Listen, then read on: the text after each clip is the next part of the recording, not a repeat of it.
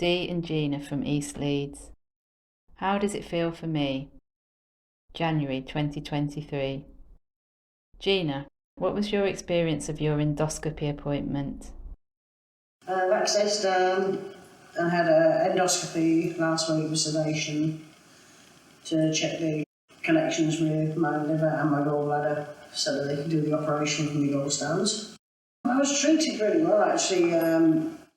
They were all, the ones that were in the room there were extremely calming because they knew I was extremely nervous. I had one of the liver specialists down, one of the consultants, he was actually down there doing the endoscopy, so it felt good that I had somebody senior there rather than just sort of like the usual doing it. So he knew what he was looking for straight away, so I knew it would be like, at least it's done, it's done.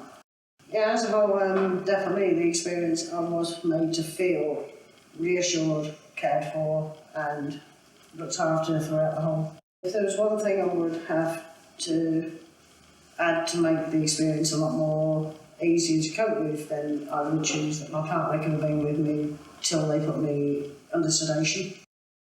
Did you have to wait long for the endoscopy results? They actually told me that day that everything was safe to go forward. They didn't have to take any biopsies or anything. If I had to have them, then I would have had to wait. But having the results direct as soon as I walked out was very useful. Dee, how was your rheumatology physio appointment?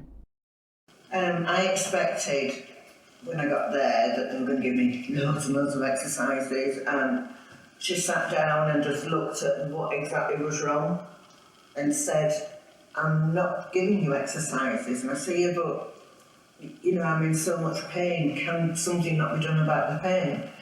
And she said, well, I think the best thing with you is to literally do a jog for 7 minutes, then that's it. You sit down for an hour or however long it is till you feel right. With physio, I felt as if they actually listened to what I said and took everything into account this time. Instead of just wanting me to do exercises, they listened to me saying, look, I really am struggling. For my next appointment, which is about 6 to 7 weeks now, I was given the choice of a face-to-face or a telephone appointment, and I decided that I actually wanted a face-to-face appointment. Gina, how was the process for booking your recent neurology appointment? This was just a routine follow-up to sort of check how I was getting on with new medication for the migraines, because I had to go back about 4 or 5 months ago to have tests and everything done because a lot of my symptoms were changing. So he wanted to just follow up and see what was going on. This one actually, I was sent a message through with a link to a website with the appointment on. So I just went onto the website and found and accepted the appointment. It's the first time I've used it actually that way. I thought I was expecting sort of a letter to come through and to get the link like that. I thought, oh God, here we go again. And actually, no, it was quite easy.